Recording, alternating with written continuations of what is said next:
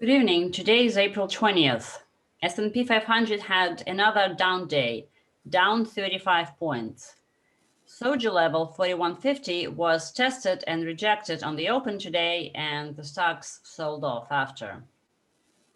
Nasdaq was down 1%, and the official, so to speak, reason for this is that there's a threat of more lockdowns to come.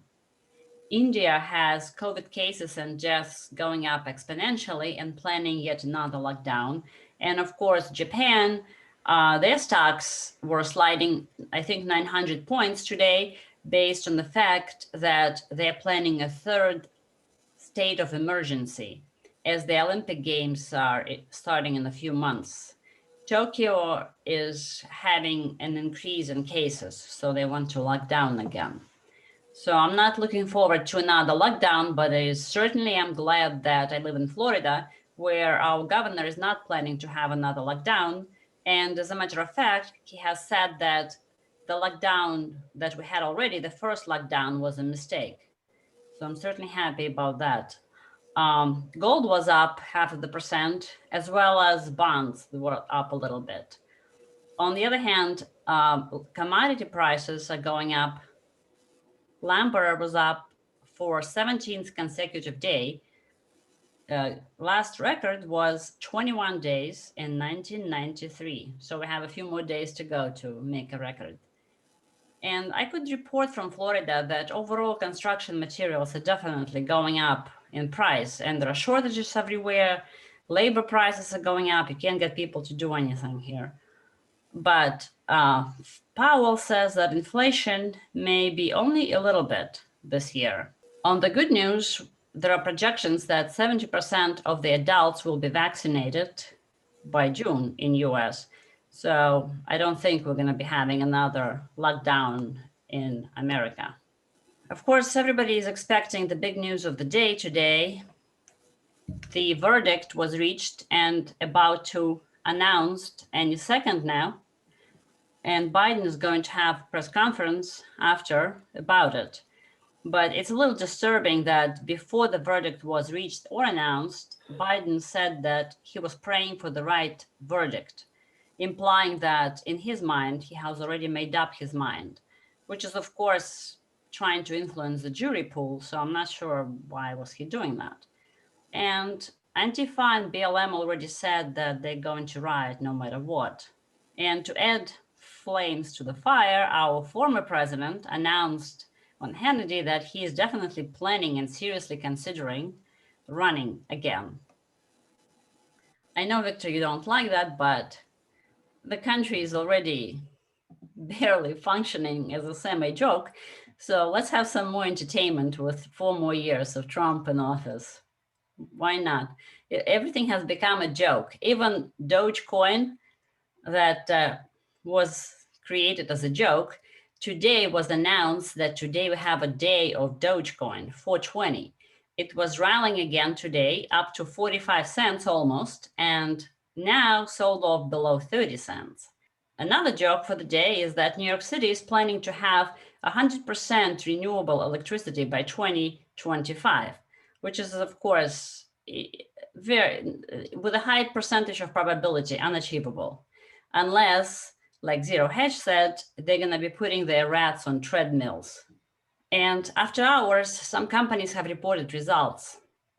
Netflix was down sharply, over 10% after hours, after they have reported that their growth of new subscribers is slowing down significantly because as the country is opening up, I guess fewer people are locked at home watching Netflix. And their guidance was so bad that they had to announce $5 billion in buyback of their stock, which I'm a little confused why they're doing this, given their high level of debt and how expensive the stock is. It's probably not the best way to spend capital. And Apple was announcing some innovations today at their conference. And from what I have seen, it didn't seem like it really is innovative anymore. It's more like just incremental increase with every new announcement, faster speed, more pixels, better camera, more colors, different shape of the remote control for the Apple TV, not really as much innovation per se, just an incremental improvement. And that's back to the point, Victor, you were mentioning yesterday about the importance of innovation. And it seems like we are kind of stalling in that regard, at least as far as the consumer products go. Victor, what do you make of today's day? A lot of stuff happened. I think it was a very halcyon, very appropriate transition to bullish day. There was a lot of bad news.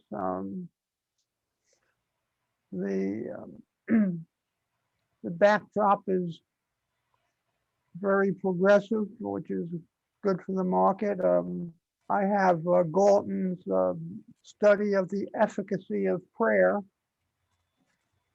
which he looks at the longevity of the people that were most prayed for, the royals and the clerics, the Pope. He finds that they live abnormally less than the average. Did you say less? Yes. Oh, wow. The prayers are not effective. He has about 10 different studies of that, but Mr. Biden's prayer that the jury reaches the right verdict, I have a feeling that prayer will be effective. Actually, Victor, it was effective. I have to interrupt you. Sorry. The verdict was just announced, and the cop is found guilty of all 3 charges. Well, that's very bullish, and perhaps that will counterbalance the Netflix thing. Also, Goldman studied the insurance rates on ships that were sponsored by clerics. A lot of clerics had part interest, and I guess the fact that the jury only deliberated for 10 hours meant that it was going to be positive verdict in line with the prosecution. Reminds me of some of the jury trials that I've been involved in. I seem to have lost almost every jury trial I've been involved in. Once a lawyer told me that he's been involved in 100 jury trials, and each one of them the jury came to the correct decision. I found that I've been involved in 5 jury trials, and each time the jury came to the wrong decision. But there was a lot of, with the ambassador to the UN discussing how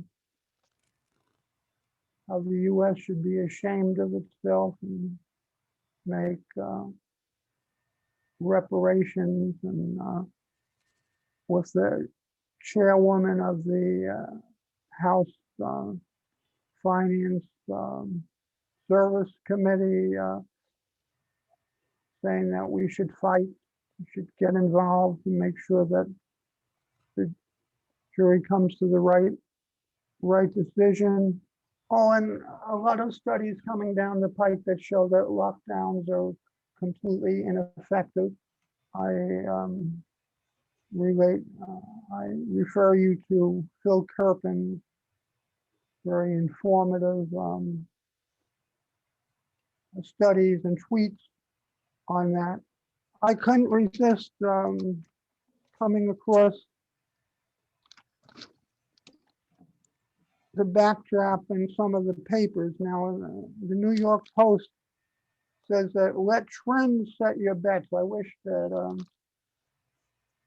I've always said that I wish the stock market pundits were half as quantitative and half as systematic as they are in the betting world. That's the betting, as I've mentioned, only takes 5.5%, but that's much less big than than the market takes out for anyone who has less than a 12-hour horizon. Here are some of the teams with unusually high low totals. The past 3 seasons have shown a trend against teams that win a lot of close games. And that span 34 teams won 6 or more games by 8 points or fewer. And just 4 of them have improved.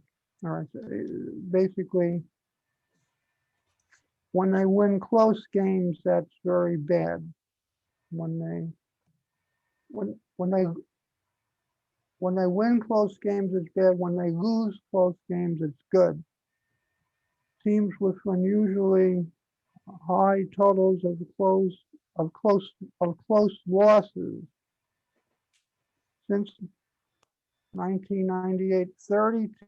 By the way, I tested all these things for the market. Who's going to quantify these interesting hypotheses, if not us? Anyway, I've tested all of them. Anyway, teams with unusually low totals of close losses.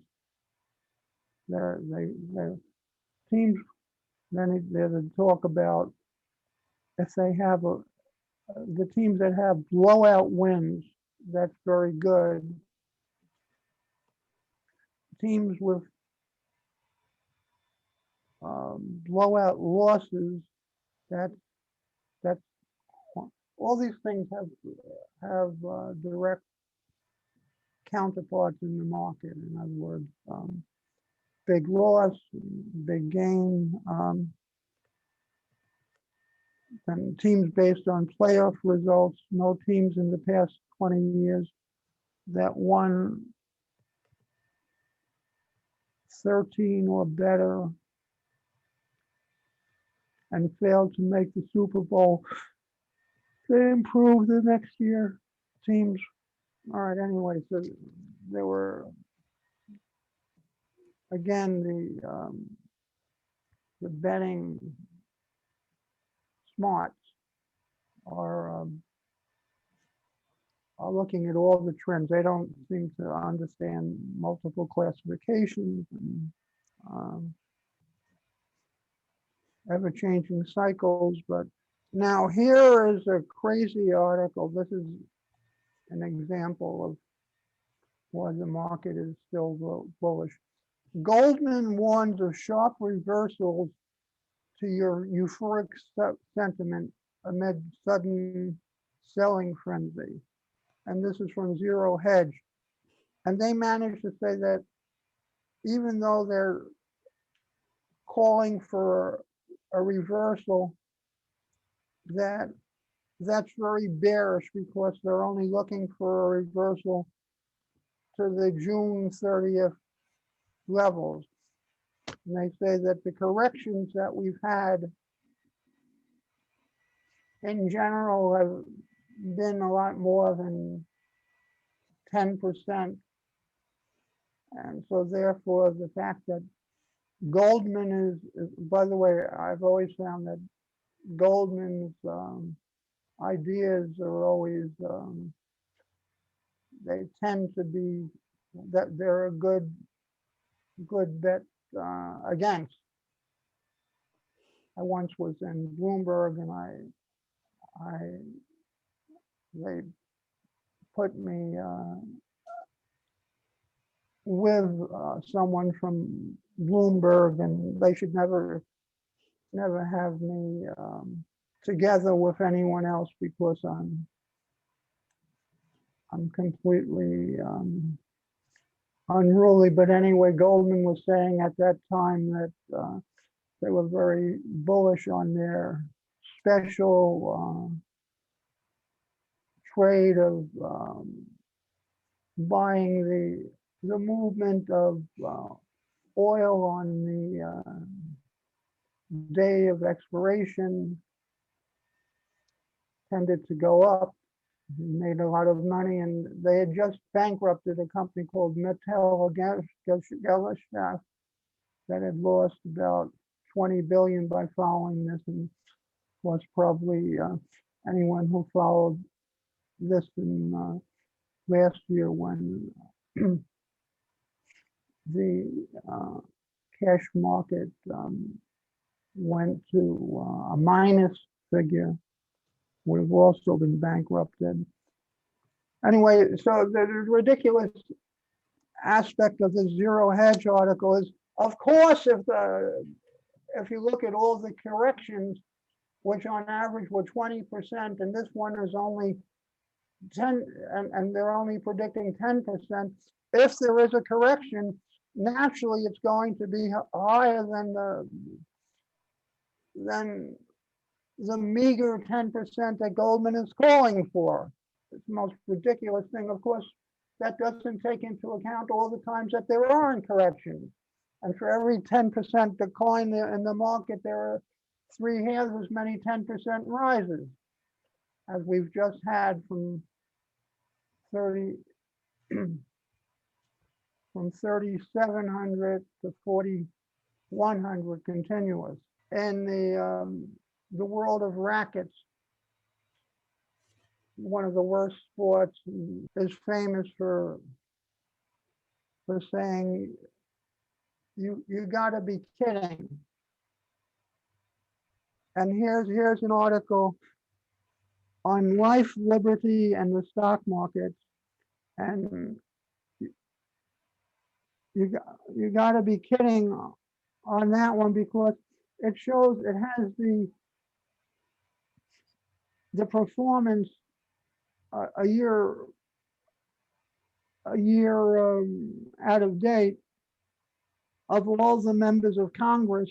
They have to report it, and they're doing so well. They're doing much better than any of the hedge funds, and especially Mrs. Pataki's husband bought a tremendous number of calls right before the announcement of the CARES Act and the Stimulus Act. It's ridiculous. You feel like John McEnroe complaining about poor refereeing. I mean, how are you going to compete against people who have inside information and have no compunction about acting on it?